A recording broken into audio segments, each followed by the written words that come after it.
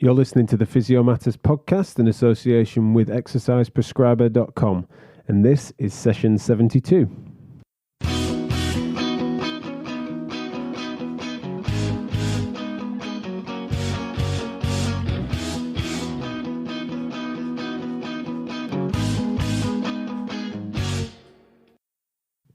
Welcome back to the Physio Matters podcast. I'm still Jack Chew. Thanks a lot to everyone that tuned in to last month's episode, which was actually a live recording from a onstage performance, shall we say, from me and Giles Hazan, discussing in conversation the unity and conflict, shall we say, the pros and cons, the opportunities and challenges between MSK therapy and MSK medicine.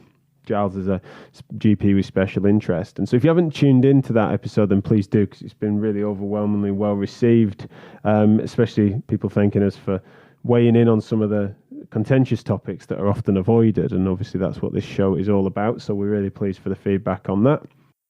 This month's episode is also a conversational piece rather than an interview, I would argue, because we could have always done a show with Jack March on rheumatology. He's also one of our team, also runs the Physio Matters podcast now, and he's one of the leading experts in all things rheumatology physio and how to detect and rehab patients with inflammatory-based conditions.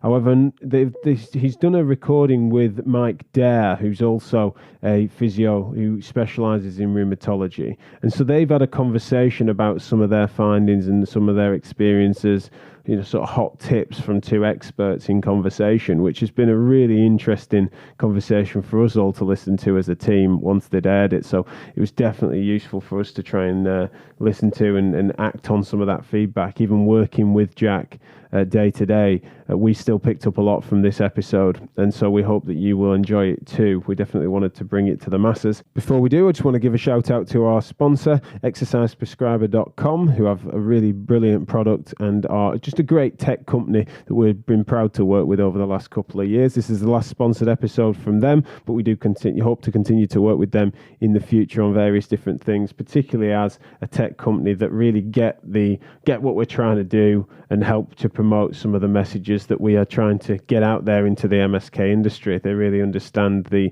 multifaceted nature of how we need to try and reform practice, and so we're looking forward to working with them in the future.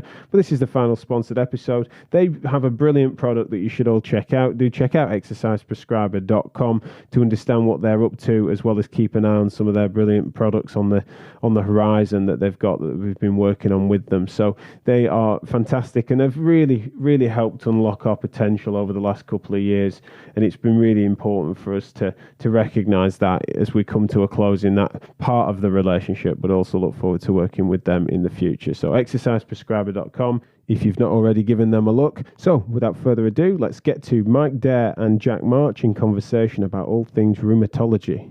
I'll see you at the other side.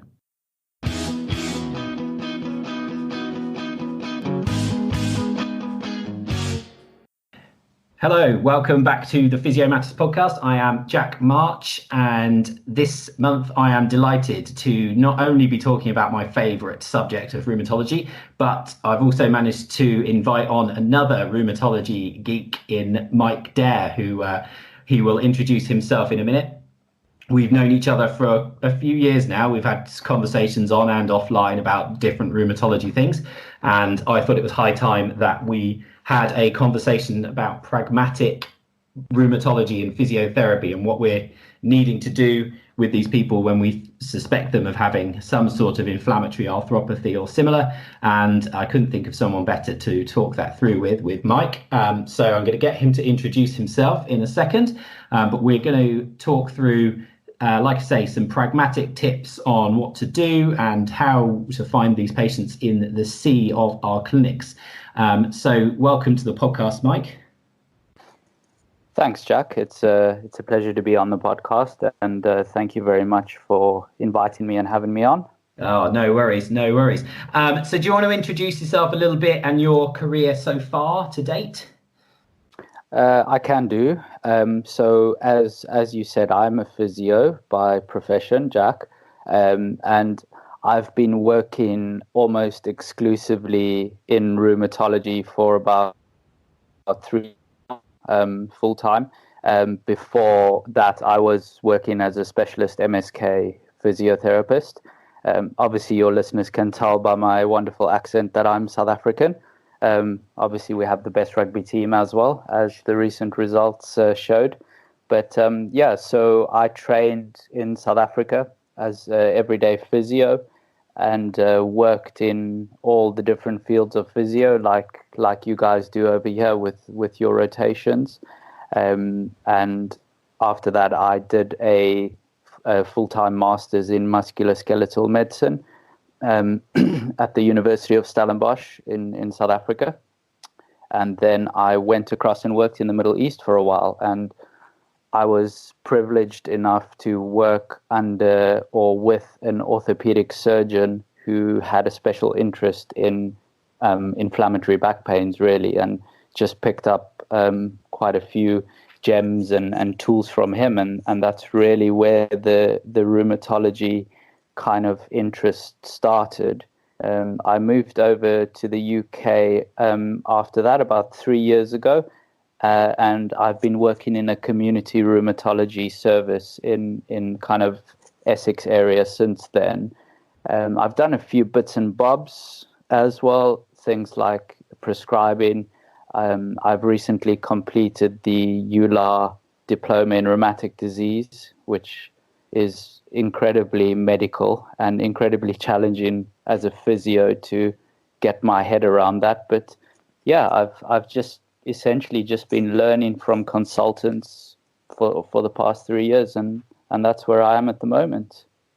So the first thing I sort of wanted to get your thoughts on, Mike, and this is something that I talk about a lot when I run courses in recognizing rheumatology, is where we sort of think the role for physiotherapists is in the recognition of inflammatory arthritis and arthropathies. And I suppose the background to that question is, we know obviously there's still quite a delay to diagnosis with a number of these conditions. And I think just by the virtue of me being able to teach these things, I do find that people lack some confidence in recognition. So I suppose the first point would be, what is our role, do you think, here? Are we going to be seeing many of these patients in clinic? Well, Jack, I think the answer to that question really depends who you ask. I think that the role for all allied health professionals, particularly in the NHS, is an ever-evolving matter. And I think the roles that physios in particular find themselves in today are going to be completely different to the roles that physios are going to find themselves in 3 or 4 years' time, just because of the stresses and strains on the system. These stresses and strains do have a significant benefit for allied health professionals like physios and nurses, where we have the opportunity through the correct training and mentorship, and obviously considering patient safety and all these factors, to really move into new spheres and new roles, which I think is quite exciting. And as you know, with the spectrum of rheumatic disease, many patients, their main complaint or main overriding presenting symptom is arthralgia or joint pain. So, on the basis of that, these patients are people who may be referred to an MSK clinic. So absolutely, we would see these patients in the physio clinic. Yeah, I think that's true. And I've been to various places talking about this kind of thing, and I always start my spiel of talk with saying, physios are moving into an ever sort of more forward part of the care pathway. So we're seeing patients earlier in the care pathway. So no longer are we sort of hiding behind the screen of a GP or orthopedic surgeon prior to them coming there. Even with, direct access physiotherapy has been around for a while in this country, and certainly the birth of first contact practitioners in a formal sense in GP surgery is going to, in theory, explode soon. But then I always get some pushback from my private sort of attendees who say, we've been doing this for a long, long time, seeing people without a doctor screen, and it, as you say, it begs the question: these patients are arriving with joint pains or back pain, and it's something that we must be able to recognise, because it isn't a physiotherapy problem in its outset. It's certainly a medical problem. So I think if we're not recognising the signs and symptoms of these patients, then we're probably doing them a disservice. What do you feel? With your experience with working in the community rheumatology team, do you feel like the patients that you see sort of newer diagnosed have seen a number of healthcare professionals prior to you, or how does that sort of play out in your clinics? Well, I think it really depends on the spectrum or the sphere of rheumatic disease that we're talking about. So the way that our service is set up is quite unique, in the sense that we do see a truckload of new referrals from general practice, and typically these referrals are not your barn door inflammatory arthritis referrals. So these would be referrals where the potential spectrum of diagnosis could be anywhere from a mild seronegative inflammatory arthritis to fibromyalgia, for example. So they're not your barn door inflammatory arthritis patients. Then we also see a significant cohort of patients in our service who are known with various rheumatic diseases on disease drugs, and we do their 6 monthly reviews. We check their blood tests, we adjust and titrate the doses of their DMARDs as required, and if they still have active disease, we take the necessary measurements and refer them back to secondary care for anti-TNF, more biological therapy. So we're quite a unique and I would say quite a modern service, and I do think, because the vast majority of the new patients that we see do end up being mechanical patients, we really take a big load off of secondary care, which I think is really the whole point of the service, and is quite beneficial, I believe. Yes, I remember when I was previously in a back pain clinic in rheumatology, and I would say, I don't know what you think your hit rate would be, but I think if I was getting sort of 15 or 20% of patients that I was then forwarding on to the rheumatologist, I thought that was quite a good number at that time. What have you got, sort of a percentage number where you're actually, referring into secondary care? I think it really varies, Jack. As I said, it depends on the spectrum of rheumatic disease that you're talking to. So there are diseases or conditions, let's say, which are, when you get an eye for it, they are pretty obvious to spot on paper triage or in clinic. So something like a seropositive or an anti-TCP positive rheumatoid patient, they generally present in a certain way, and you get to kind of become familiar with the clinical presentations of these patients, or something like a gouty arthritis, or these kind of have characteristic presentations. Whereas your spondyloarthropathy patients, particularly your B27 negative cohort, they often go on for several years, before a diagnosis is picked up, because they're not easy to spot, and they do have a mixture of inflammatory and mechanical features. And I think the big pitfall with that cohort of patients is a lot of they are non-radiographic, so they don't have X-ray changes. So they're kind of left bubbling on for years before they're actually picked. So the long and short of it is that it depends on the spectrum that we're dealing with. But I would say that probably our stats would be something similar to yours, where we're only sending about 15 or 20% of patients on with highly suspected inflammatory arthritis. Yeah, that's for sure. And Do you think, because certainly something I've been aware of for a while is, as you said, those peripheral arthropathies, the rheumatoids and the psoriatics and the gouts, they get picked up very well in primary care, or at the GP level, but the inflammatory backs don't so well. And a group of those is the females who don't get picked up well at all historically, which is where we ended up with the old statistics of sort of 3-to-1 male to female ratio, whereas now we're obviously aware it's more even than that. And do you feel, because I've got my own theory on this, but do you feel though the females are fitting into they obviously fit into the non-radiographical group, but do you feel like they present less classically as well? Yes, I do. And I mean, I'm not a massively well-read person on statistics, but I'm not sure if I believe the epidemiological study. I do think probably 3-to-1 is a massive overestimate for AxSpA, male to female, but I definitely think it is a little bit more than 1-to-1.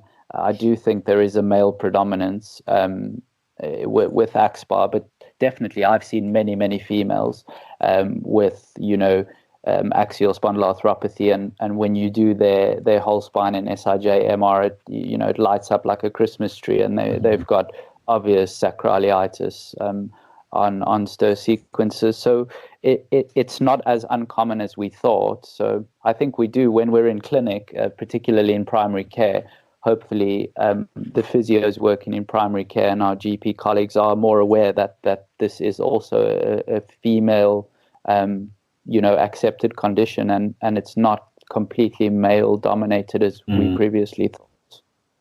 Yeah, it is a difficult one, isn't it? I've certainly seen statistics nearing the 1-to-1.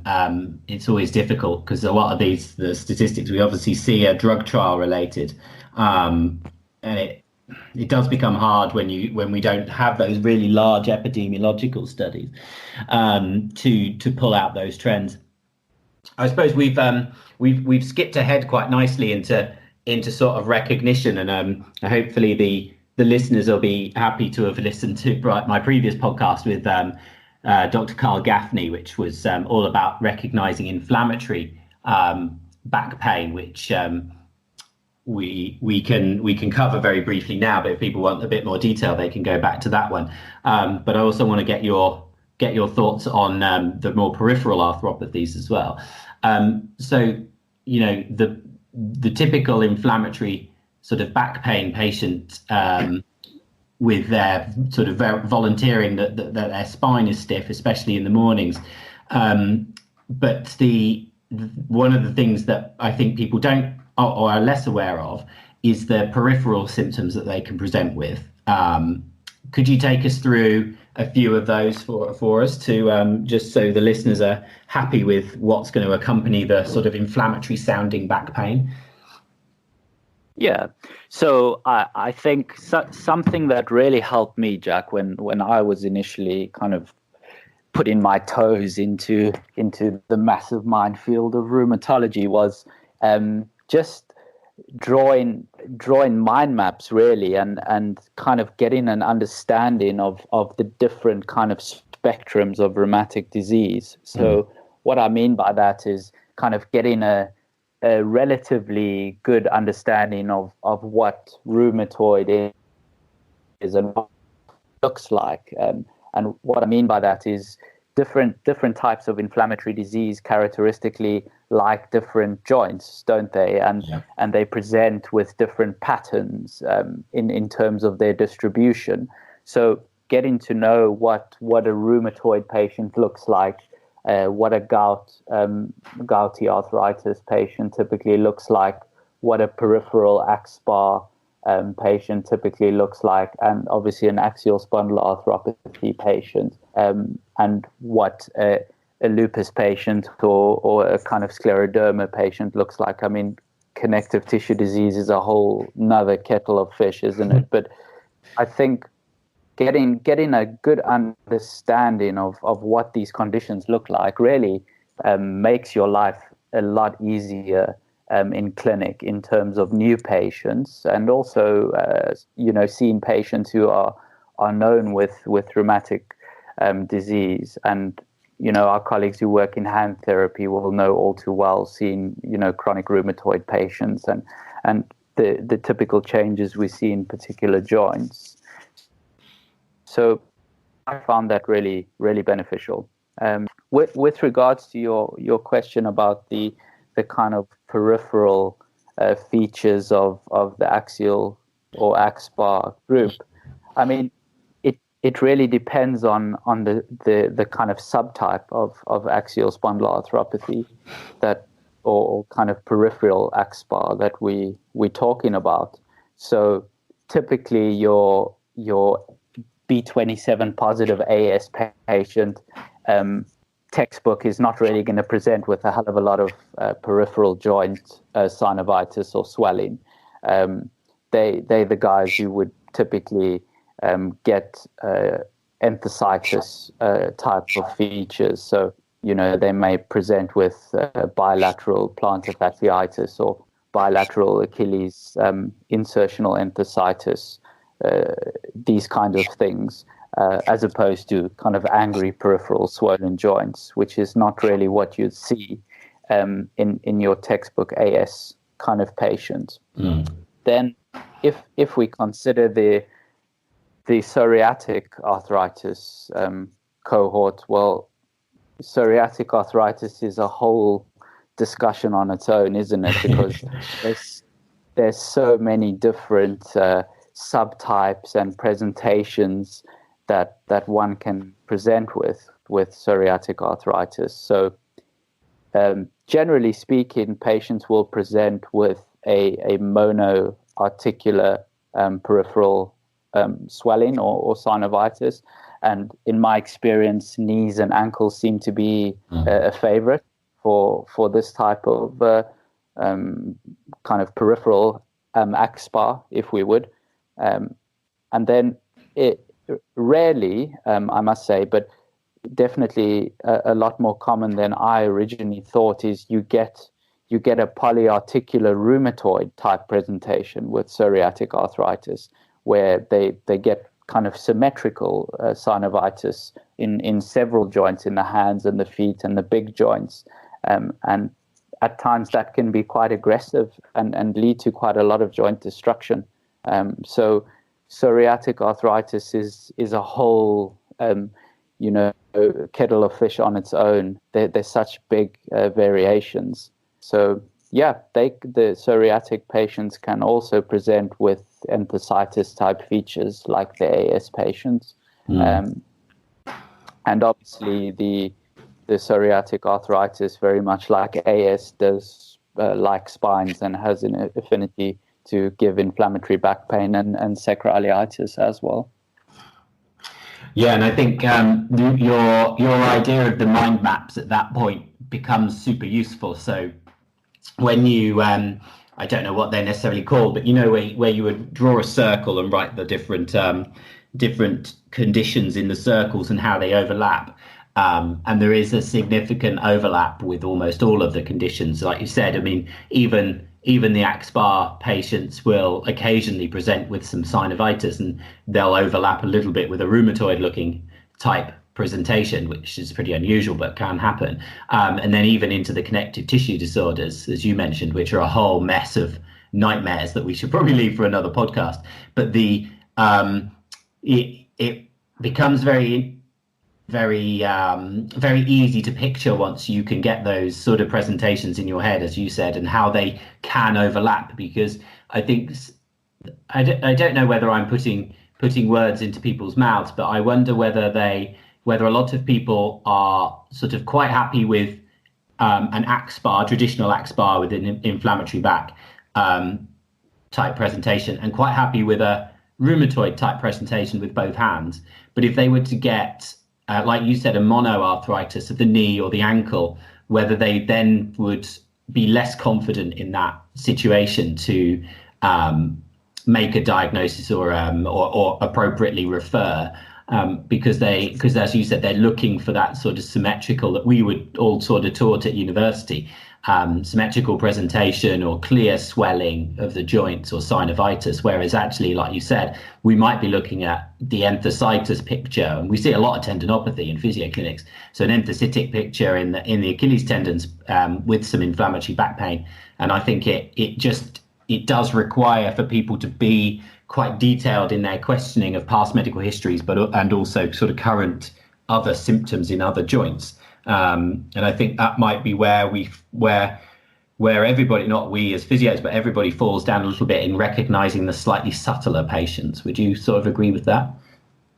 Yeah, I mean, I don't think we should be too hard on ourselves, Jack, with recognition. I mean, if we cast our eyes onto the kind of latest BSR, British Society of Rheumatology review of early inflammatory arthritis timeframes, we can see that patients who are referred into early inflammatory arthritis clinics from general practice, which would be predominantly GPs, 20% of the patients end up being mechanical back pain, and 19% end up having osteoarthritis, and 4% are fibromyalgia. So, it's not only physios who struggle with the recognition of what is inflammatory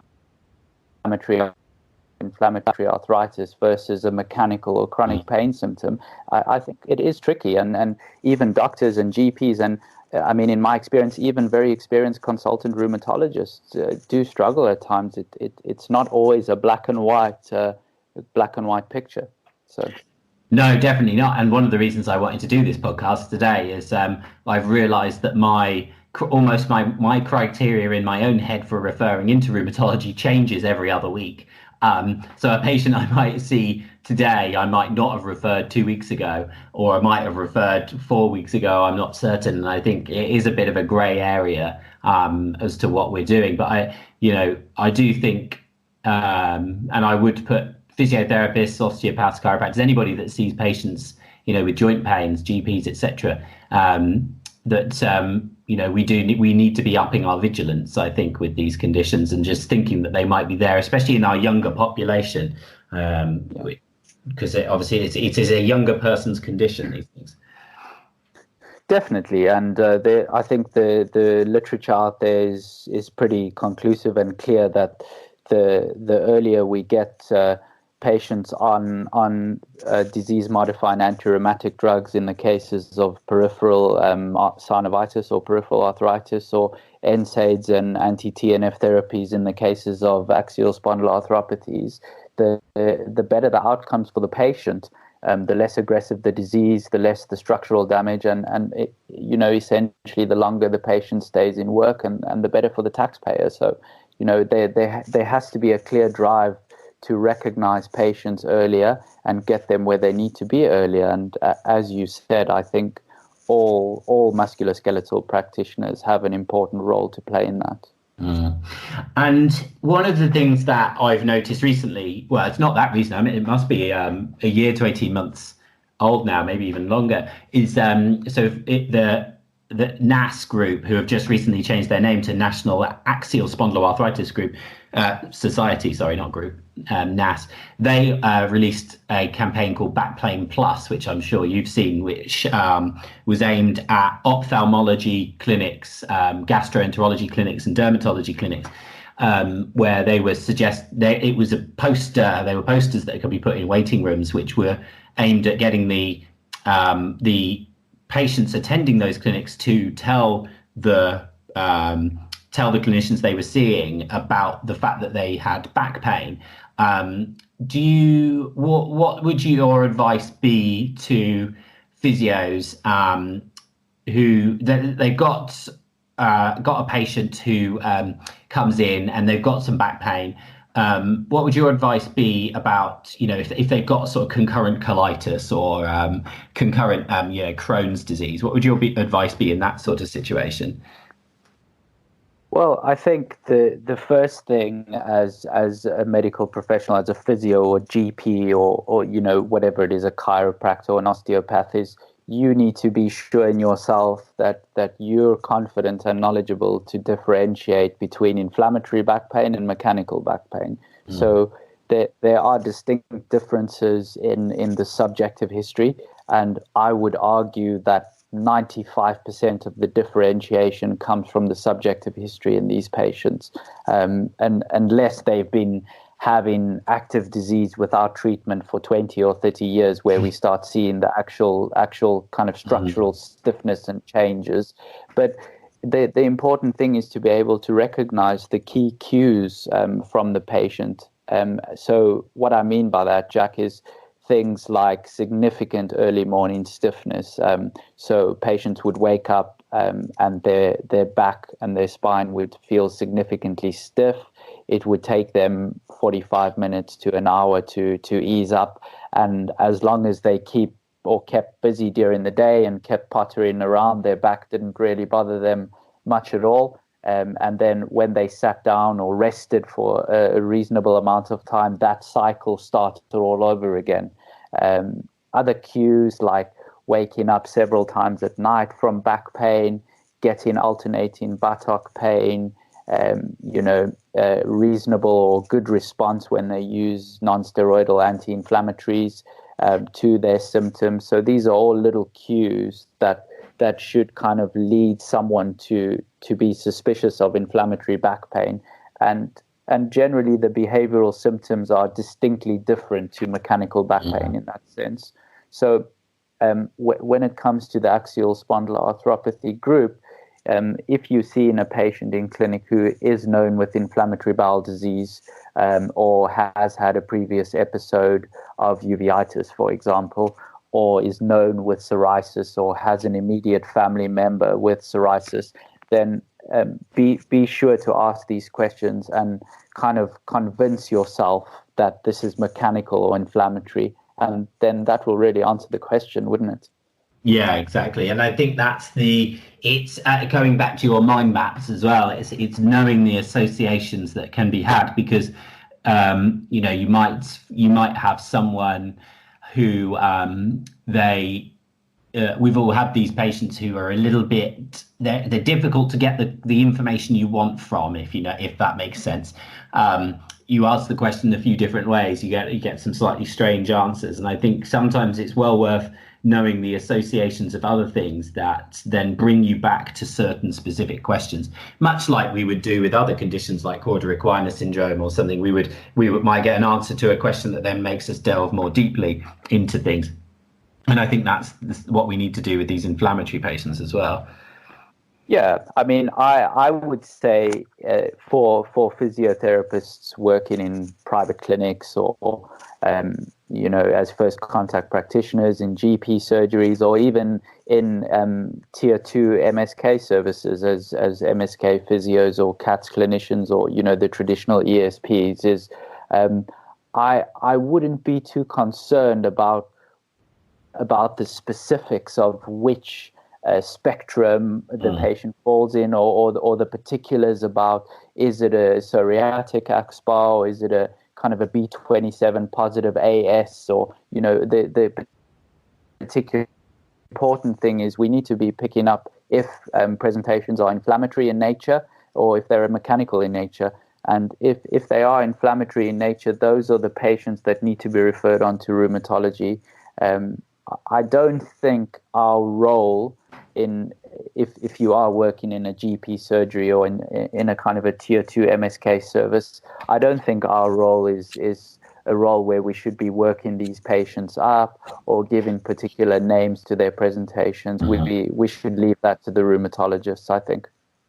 Yeah, I agree. And that's something else that's slightly changed in my thinking over time as to exactly what to do with these different people. And it's followed exactly that line of reasoning you just gave. I used to say to people, it can speed things up if you're able to order MRIs and bloods. It can speed things up for the rheumatologist, but when the patient gets there. But actually, my experience and learning over time has taught me that, to be honest, you can cause as many delays and issues as you like, as you can solve problems, because as you said right at the beginning, the spectrum of these conditions is so varied and their presentation is so varied.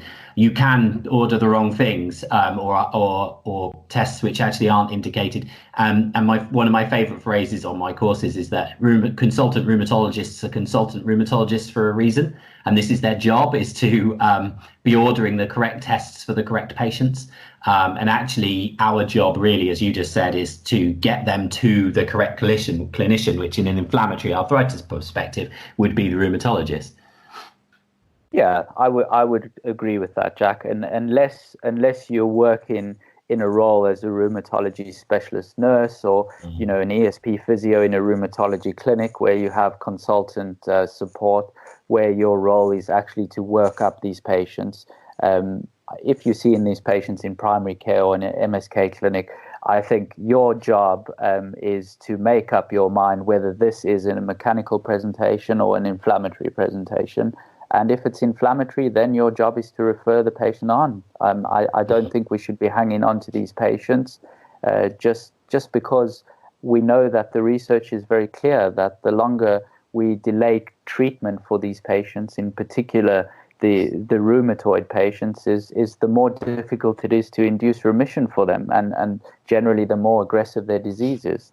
So the kind of modus operandi, if we were, would be to get a good picture in your mind of the different spectrums, diseases like rheumatoid, peripheral psoriatic arthritis, axSpA, gout, connective tissue disease. And if you spot in a lot of features in your examination and you're in a lot of cues in your interview with the patient, then I would say refer them on. That would be my advice.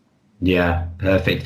And I'm going to ask you a couple of questions, which I'm going to admit to having a complete agenda to, because I get them on my courses a lot, and I never know whether I'm answering them well or if I'm just not answering them brilliantly, because I often fob it off a little bit. But what would you say as what tips would you give pragmatically? So a lot of time, especially if you're in private practice, then we obviously won't be referring directly to rheumatology. There's often no referral via the GP, or, as you mentioned, a CATS clinic or some sort of triage to get into rheumatology these days. What kind of pragmatic tips have you got to include into that referral to ensure that patient gets where we believe they need to be? Well, I think be very clear with the history of the condition. So, what I mean by that is this something which was a insidious onset without any reason? Be very clear in which joints the patient is complaining of symptoms. So what I mean by that is it a polyarticular presentation? Is it symmetrical? Is it involving the axial spine as well as the peripheral joints? Are there enthesitic features in the patient's kind of interview history? Be very clear in the interview or the referral if the symptoms are mechanical or inflammatory in presentation. And then probably some do very well because, as physios, we're really good in covering the musculoskeletal system, but we're not very good in covering other systems, are we, when we think about our history and our examination? Is be mindful of extra-articular features in patients. So what I mean by that is, as you mentioned earlier, is there a history of inflammatory bowel disease in the patient, for example, or does the patient have a history of psoriasis? And remember, with the inflammatory bowel disease and the psoriasis, it doesn't have to be the patient themselves who has it. It can be an immediate family member. If you look at the diagnostic criteria on axial spondyloarthropathies, is there a history of uveitis in the patient, or dactylitis? These are all things which we should be asking. And something which I've also come to learn, Jack, over my kind of time working in the rheumatology minefield, is that these conditions are multi-system conditions. So they don't only affect the musculoskeletal system. For example, lung disease, interstitial lung disease, for example, is quite common in rheumatoid patients, and your systemic sclerosis patients can have quite severe respiratory, urinary, gastrointestinal complications. So, if we are suspecting these kind of rheumatic diseases, depending on what or which spectrum we're suspecting, I would always encourage physios to ask about other symptoms. So things like breathing, things like digestion, things like swallowing, things like rashes, for example, or Raynaud's disease. These are all things which are foreign to us as physios, but I do think moving into first contact practitioner roles and seeing more self-referral patients, we will become better at doing over time. Yeah, perfect. And one tip that I give, which when making a referral is born out of a bit of the cynic in me, but also from a pragmatic point of view, is I'll always say to people, if you think it's an inflammatory patient, and we know that those need to go to rheumatology, is to write that into the referral. So I'll say, have a stock phrase like, I believe this patient requires further investigation under rheumatology. And the cynic in me is therefore it protects you as the clinician to a degree, because if someone went rogue, another clinician who was gatekeeping, and they decided that they wanted to do an MRI or they wanted to do blood tests prior to referring into rheumatology, that's sort of on them and protects you if anything gets delayed or anything like that. Would you agree with that, or do you think that's too confrontational of me? Well, in my experience, it's never a good idea to tell colleagues what to do. That always seems to blow up in your face, in my experience.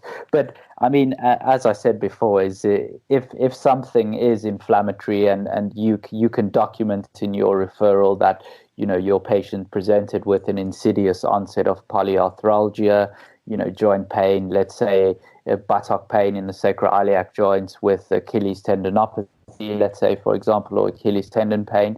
Back pain is inflammatory in nature. The presentation is suspicious for spondyloarthropathy. Would you consider further investigation or onward referral to rheumatology if appropriate, kind of thing? So it's always good to stay diplomatic. But I agree with you. In today's world, we always have to think about protecting ourselves, isn't it? And it's always good to make clear what your suspicions are and what your kind of recommendations are for the management of the patient on the referral. Yeah, I've never been particularly known for my diplomacy. I think your phrasing is rather better than mine. My second question, which is born out of my agenda, is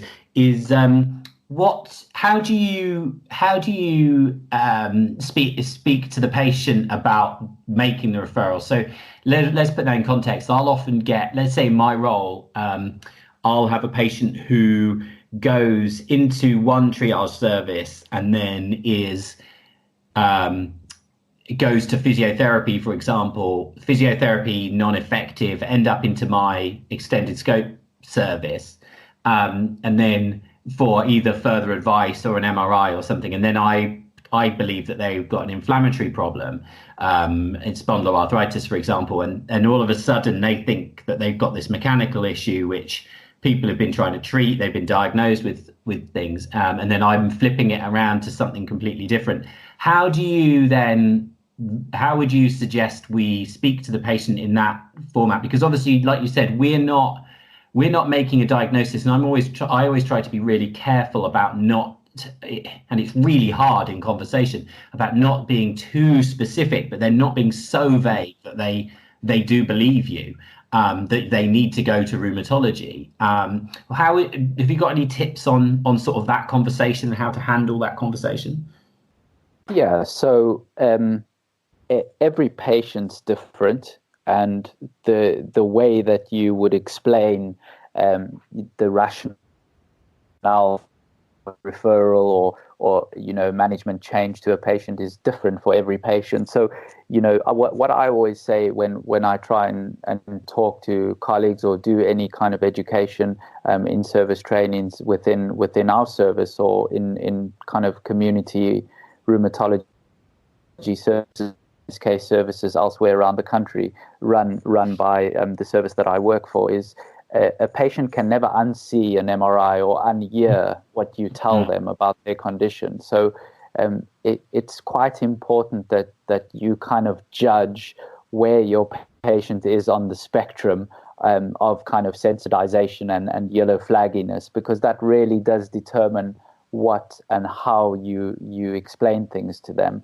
But I think probably much to the disgust of many of my physio colleagues is I have become much more biomedical over the past 3 years, just simply because of my experience of how these different rheumatic diseases affect all systems of the body. And I guess I've learned the hard way where we've had cases of patients becoming very poorly, because of respiratory problems or renal problems or, methotrexate or leflunomide-induced cytopenias or all these kinds of things. You kind of learn to think on a much more biomedical basis. But when I speak to patients, I generally explain to them in the spondyloarthropathy cohort is that, generally speaking, I say that your back pain or your spine pain can be caused by two major umbrellas of symptoms, let's say. One umbrella is because of structural changes in the joints and in the muscles and in the ligaments, and over time you might develop some stiffness and a bit of kind of nociceptive pain from those structures. And if someone's on the more kind of behavioral avoidance or kind of sensitivity spectrum, then I would adjust the way that I explain that with, avoiding movement and neural sensitivity and sensitization and all these kinds of conversations that we should be having with our chronic back pain patients. And then I say, and then there's a second umbrella of reasons for kind of lower back pain or buttock pain, and that's where you can actually get some inflammation in your spine and the joints of your spine. And generally that inflammation can be linked to, for example, your colitis or your Crohn's disease or your psoriasis, or if they are HLA-B27 positive, if you're lucky enough to get blood tests on the referral, I explain to them that it could be linked to that. And the way that you're presenting is not typical of someone who may have a structural problem in their back. And I explain to them that in order to kind of go forward with treatment, we need to refer you to see a rheumatologist for further investigation. And the way that I reason to them around that is I explain to them that the treatment for inflammatory back pain or spondyloarthropathy is quite different in terms of the medical management to the mechanical back pain medical management. And most people are quite receptive, if you explained it to them in that manner. Yeah, for sure. I find I do something similar, although I'm stealing your umbrellas for that conversation. But I often find that it is an easier conversation when they already have something like colitis or psoriasis. That's much easier, or a family member especially. Although sometimes if they've got a family member with very severe disease, then they come as quite a negative thing that you believe they might have a similar thing. To which point I then go on about how the medical management has changed over the last number of years and how it's so much better, and try and reassure them. With when referring, when you get a patient who you feel is strongly rheumatological or ticks a lot of rheumatological boxes, do you have much experience with patients who have had their referrals bounce? By what I mean is they've obviously ended up with you, but it's been attempted to get them into rheumatology previously, and then it's been rejected somewhere along the line, wherever that might be. Have you got any experience with those patients, and have you got any tips if you've got someone, especially even if they've been to rheumatology previously, but you just really think that they tick a lot of rheumatology boxes? Again, have you got any tips on that would differ as to trying to get them into rheumatology, or would you just stick with your previous, really outline the diagnostic reasons you feel like they need to be under rheumatology for investigations? I mean, I'm quite privileged, Jack, I must say, because I'm privileged enough to have a full-time rheumatology consultant a few doors away that works in our service, and we have, or I have had several sessional consultant rheumatologists over the past 3 years. So generally, if I find myself in that situation, I always have a colleague to discuss with. So my advice would be, particularly if you work in an NHS based service, is try and build a relationship with your rheumatology colleagues in secondary care. I have a very good relationship with a couple of consultants in secondary care rheumatology in our trust, one in particular. And if I email him about a patient, then 9 times out of 10 they would be more than happy to accept the referral and review the patient again, just because we have that relationship where I hope at least have gained their trust with a little bit of competency and safety. So it's all about developing interprofessional relationships with our colleagues, and that's really where the benefit to the patient comes in, is where we have these relationships with our colleagues. So my advice would be, build a relationship with a consultant rheumatologist or one of the registrars wherever you're working, or even if you're working in private practice, for example, make sure that you have a working relationship with a GP practice where most of your kind of patients would fall under, so that you have that mutually beneficial relationship when referrals are required.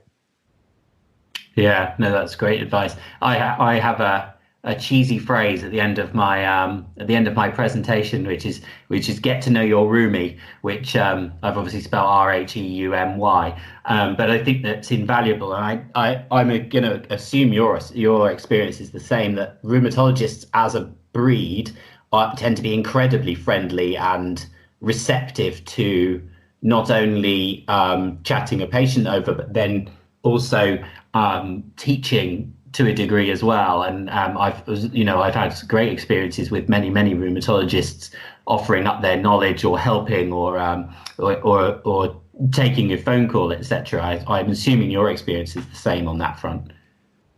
Absolutely, Jack. I mean, I was extremely privileged to be mentored for about a year by one of the lead consultant rheumatologists at Addenbrooke's at the moment. I hope he won't mind me mentioning his name, Dr. Malavaya, and he mentored me through independent prescribing.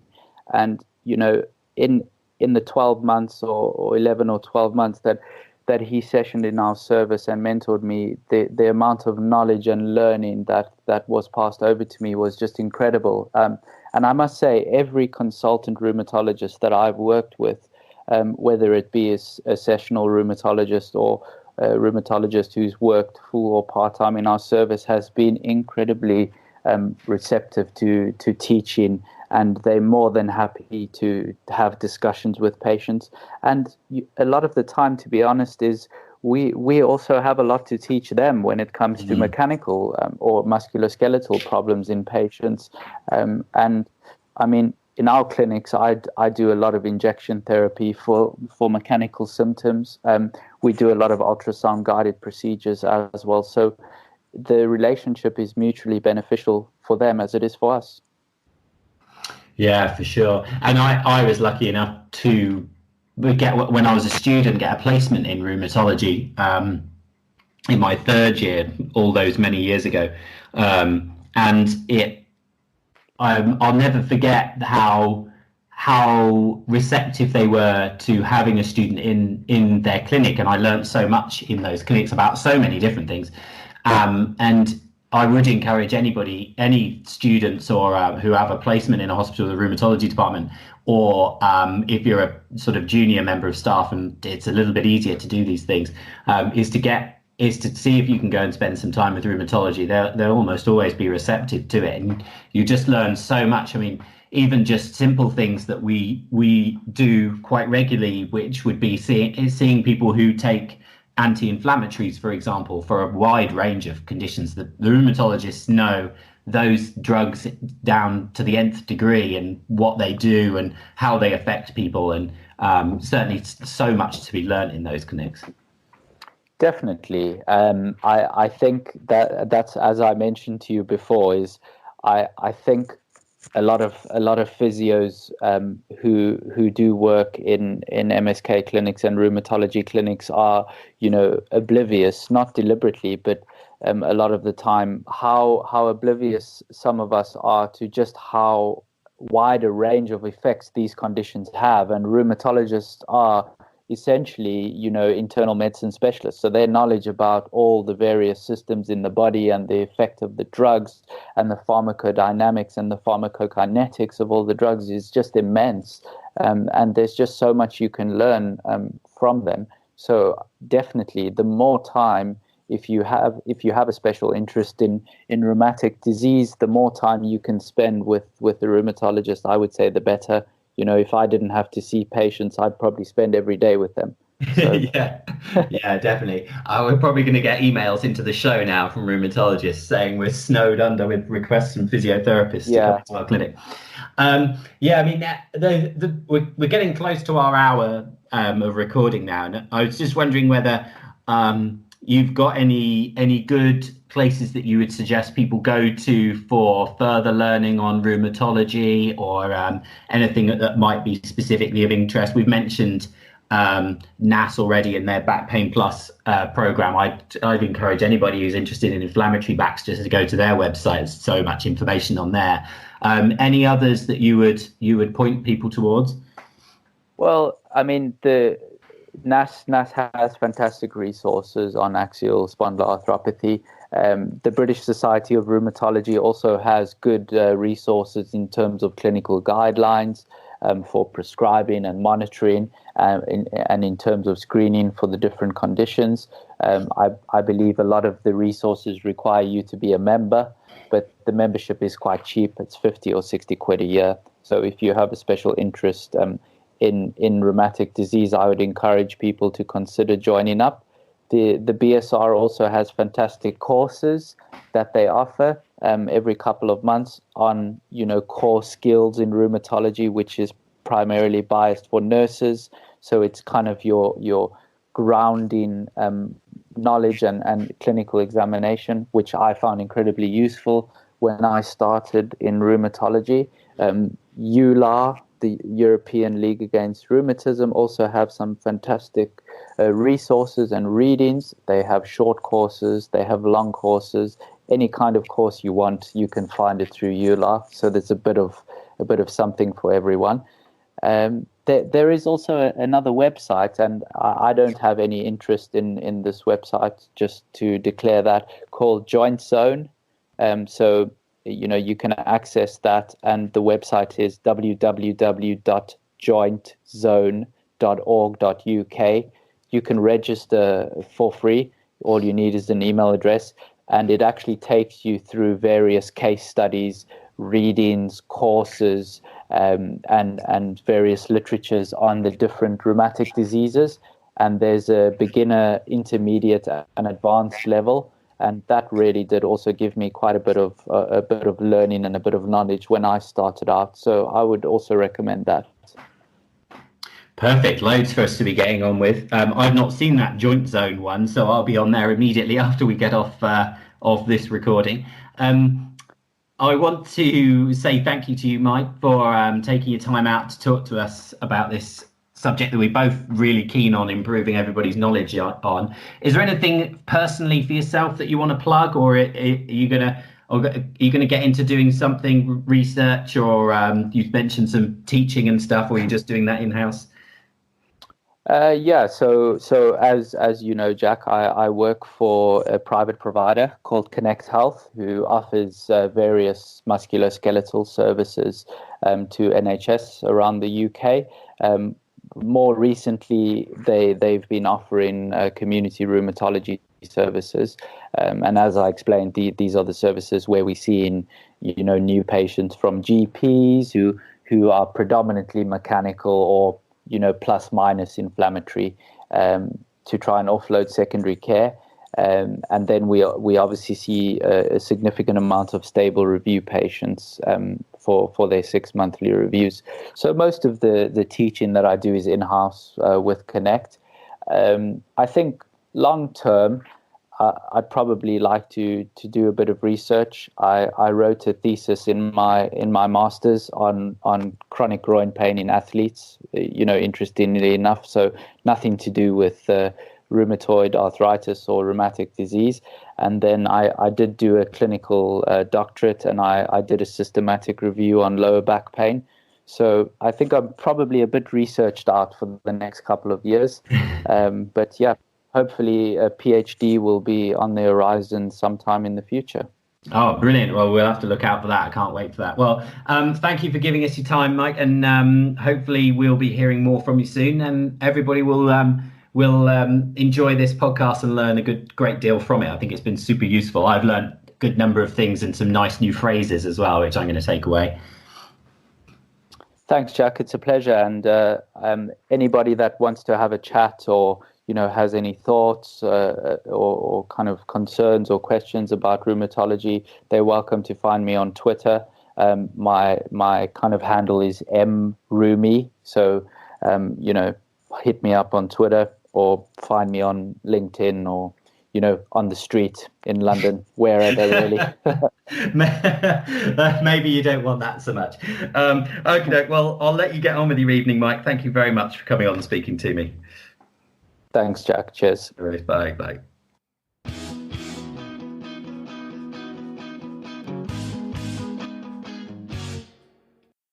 And that's a wrap. Session 72. Amazing podcasts upcoming, including Patient Matters with David Gilbert, Pete Moore, Tina Price, various other patient guests that we've got coming up on our splinter shows, as well as Health Matters, talking sociology and service design, a few different really interesting ones, career pathways into operations, how you can keep your clinical hat on when working into management roles, all sorts of stuff like that. It's really exciting. And then also massive thanks, of course, to Mike and Jack for this podcast. Find them on Twitter as well as at TPM Podcasts for the team's tweets. Do check out MSK Reform, of course, our independent non-profit looking to strive to reform the MSK industry. And we're doing the policy priorities over the next couple of months, ready for 2020 action groups to try and leverage this incredible momentum that we have at the moment over this agenda that we have under the Manifesto for Reform, which is easy to download, mskreform.org.uk. Have a look at the resources, join if you want to be part of the change. And of course, then sign your support in that direction, even if you just want to be a bystander. No problem. Just please do pay attention to the resources and get involved if you see fit, and support it various ways by tweeting about it. We're at MSK Reform on Twitter, on Instagram, and of course on Facebook. So thank you so much for everyone for tuning in. Have a wonderful Christmas if I don't get a chance to do another address like this beforehand. Thanks a lot for your support. We'll see you in the new year for more Physio Matters. You've been listening to the Physio Matters podcast, discussing physio matters because physio matters. Bye for now.